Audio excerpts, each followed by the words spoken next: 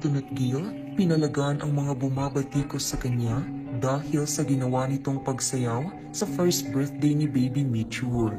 Talaga namang mabilis na pinag-usapan sa publiko ang kakaibang ginawa ni Antoinette Gill sa advance celebration ng first birthday ng kanyang anak na si Baby Mitchell.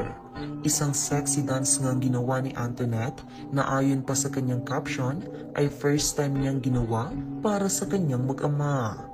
Dahil dito, nakuha nga nito ang inis ng publiko matapos ang performance ni Antoinette ng isang sexy dance gayong children's party umano ang nasabing event. Akala ko children's party kasi 1-year-old ang magbe-birthday. Bakit clubhouse na pasukan ko? Na mali ata akong napasukan. Children's party? Ganyan ang sayaw? Parang nasa club, kawawa mga bata na in-invite. Children party tapos ganyan. Parang ikaw yung may birthday, Antoinette. Hindi naaayon ang dance presentation mo sa celebration. Ilan lamang yan sa mga komentong natanggap ng video ni Antoinette na kung saan mapapanood ang pagsayaw nito sa nasabing event.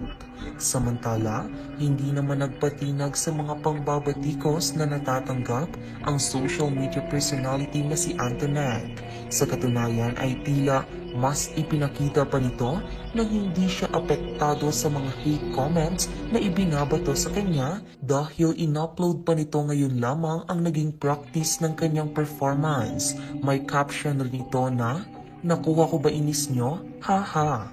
Sa comment section ay mababasa rin ang pagpalag ni Antoinette sa mga pang-ookray sa kanya ng ilang netizens. Ang tsaka lang, first birthday ng anak, magaganyan ka. Ha ha ha, buti kung birthday ng asawa. Talaga ba? Anong pinaglalaban? Hindi talaga priority ang eme. Gusto, laging siyang bida. Talaga ba? Ikaw, asikasuhin mong anak mo, hindi puro kapuna sa buhay ng iba. Feel na feel mo naman yung pang club dance, bigat naman ng katawan. Ganda mo sana, kaso pakialamera ka. Sa kabilang banda, hindi pa rin ito nahinto ang maraming netizens sa pangbabatikos at tila mas nadagdagan pa nga ang inis ng publiko. Gayunpaman, may ilan din namang ipinagtanggol ang vlogger mula sa hate comments. Hirap talaga pag-inggit, sakit ng Pinoy, puro panghusga sa kapwa. Pag-inggit, pikit na lang uwi. Ba't may mga taong ganyan no? Hindi na lang masaya sa kung anong meron sa iba. Kailangan pa ba talagang manghusga ka sa kapwa mo para maging masaya ka? Filipino tayo eh. Sana dapat magmahala na lang.